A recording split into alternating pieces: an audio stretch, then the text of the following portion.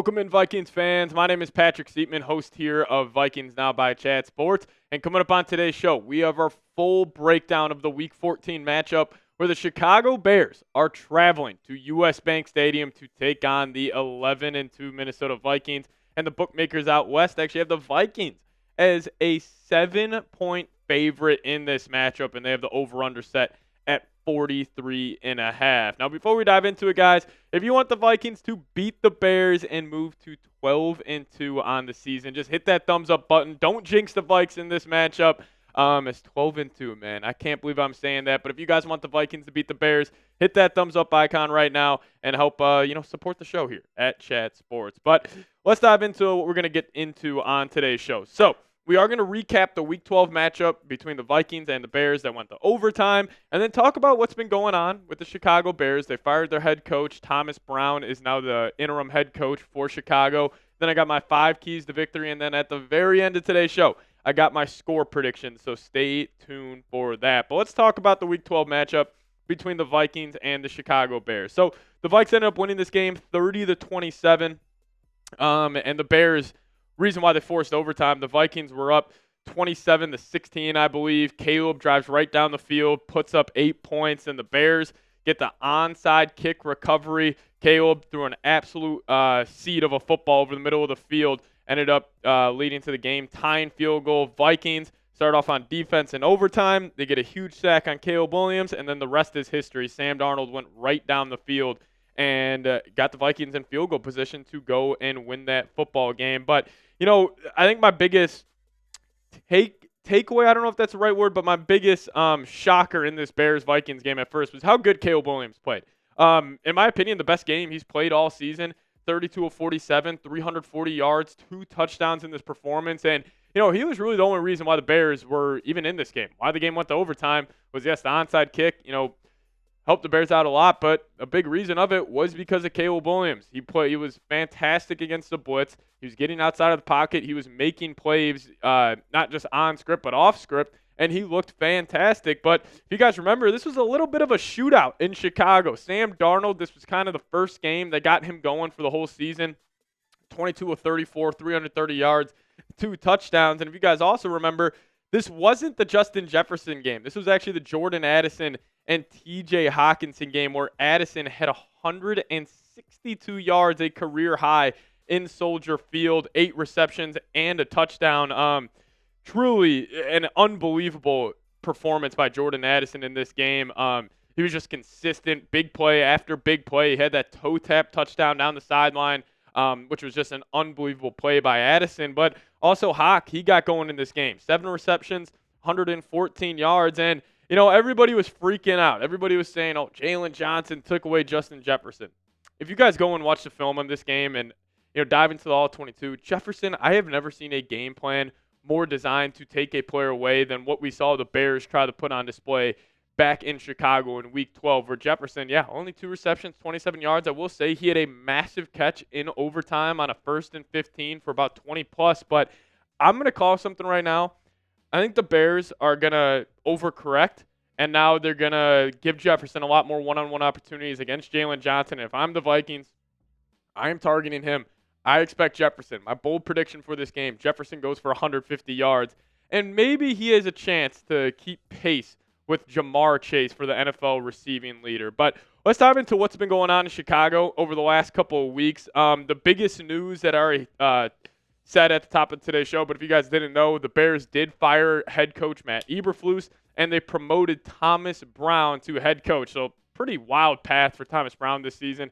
Started off as the quarterback coach, or I think he was either quarterback coach or offensive game coordinator. Got promoted to OC once they fired Waldron, and now he's an interim head coach for Chicago. But I will say this, in his debut, it was an ugly start for the Bears offensively. If you guys did not pay attention to the Bears-Niners game this past weekend, it was an absolute stinker for Chicago. Now, total yards in the whole game, 162, but in the first half, this team had 4 yards. I mean, you could go tell a high school or college team, say, hey, you're going to play the Niners this weekend. How many yards do you think you'll get in the first half? They're probably going to say more than 4, but in total, 94 pass yards, 68 rushing yards, 3.1 yards per play, and the Niners were able to get home with 7 sacks. This is a shaky Bears offensive line.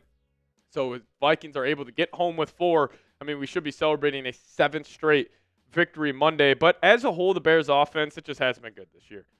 Here's how they rank out, just raw numbers compared to the rest of the league. I mean, 28th in yards per game, 30th in pass yards per game, 23rd in rush yards, 24th in points, and 30th in third down percentage.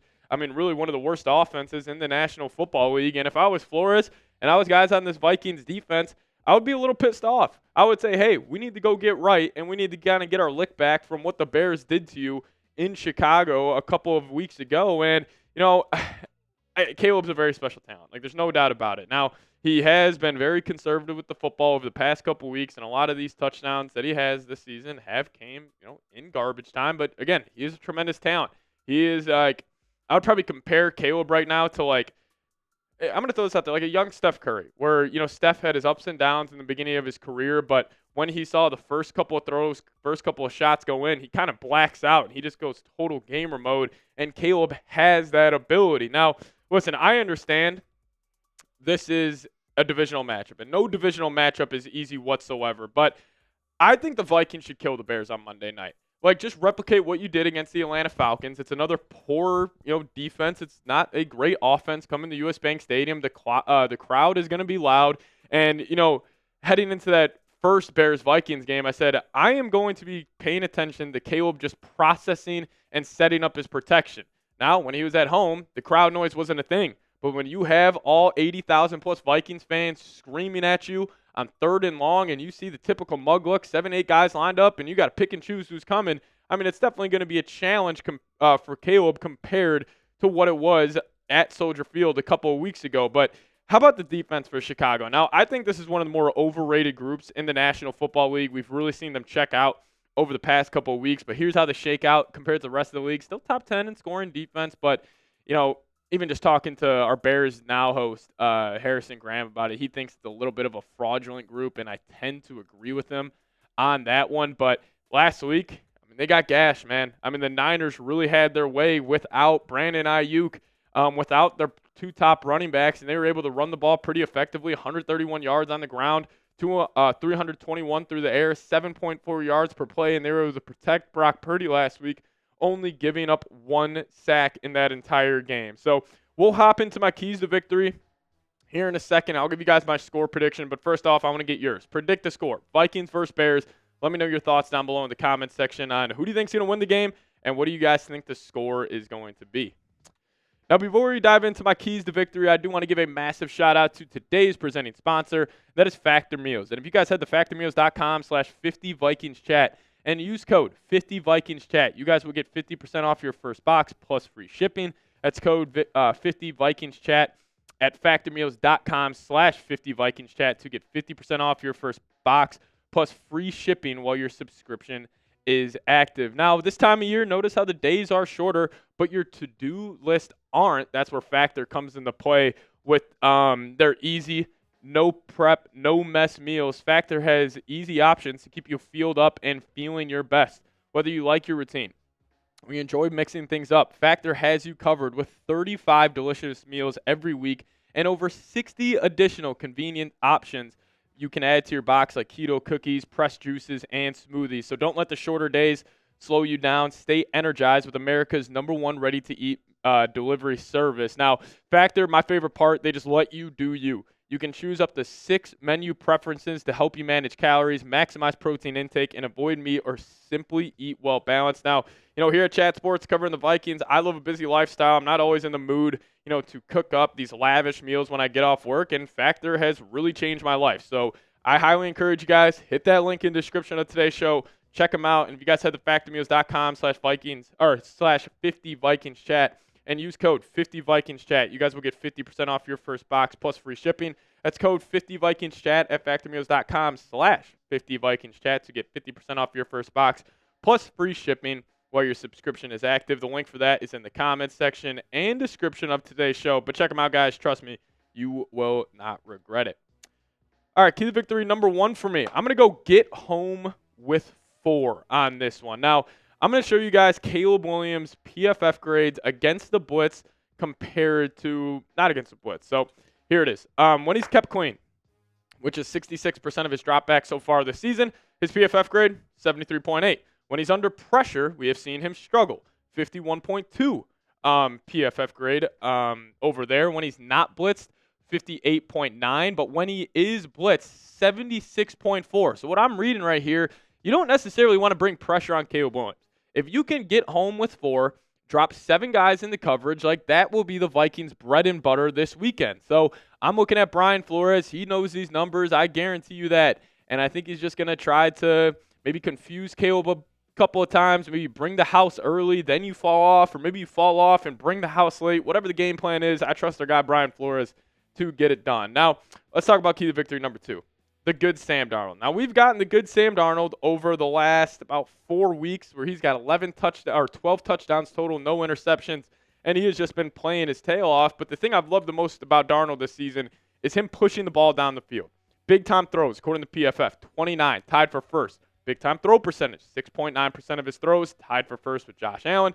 Average depth of target, 3rd in the National Football League at 9.5, and adjusted completion percentage, 79.2.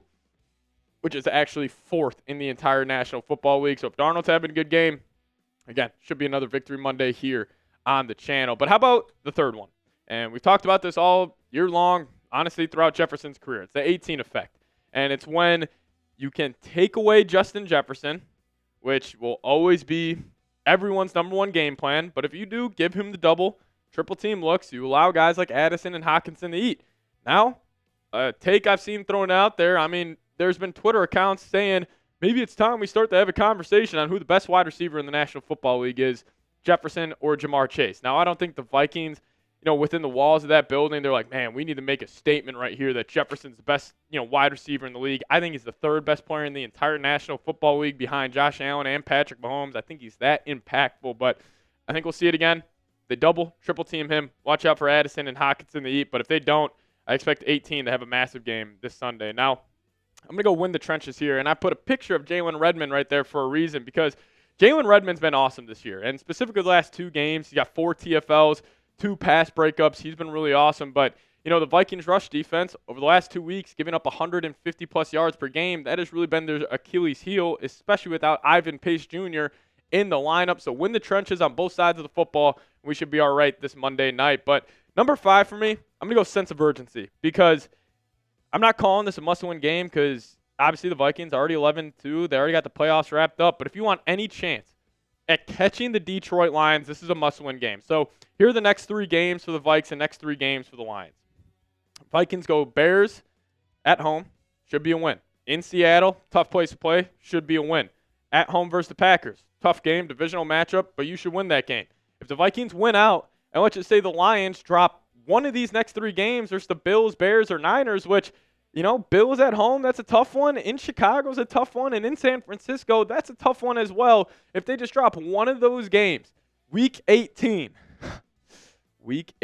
will be for the frickin' NFC North and potentially the number 1 seed in the whole NFC conference. I can't wait for it. It's going to be a fun game this weekend. But, hey, if you guys made it to the end of today's show, give me a skull down below in the comment section. And we'll see you guys next time. As always, Skull Vikes. Oh, wait, I was about to get out of here. Score prediction for today, or for the game on Monday. I'm going to go 31-23 in favor of the Vikings. Now we'll see you guys next time. As always, Skull Vikes.